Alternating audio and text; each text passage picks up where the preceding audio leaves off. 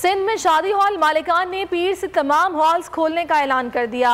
कैस शेख कहते हैं 3 माह से कारोबार बंद है, फाकों की नौबत आ गई है, तमाम सनतें चल रही हैं, हमारे साथ ऐसा सलूक क्यों किया जा रहा है।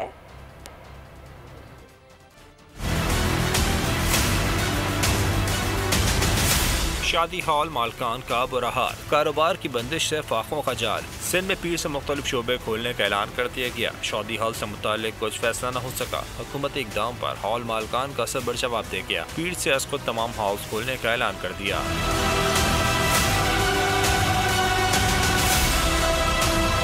केटर्स डेकोरेटर्स एसोसिएशन के कैस मंसूर शेख बोले, 3 माह से कारोबार बंद है, फाकों की नौबत आ गई, तमाम सनतें चल गई, हमारे साथ ऐसा सलूक क्यों।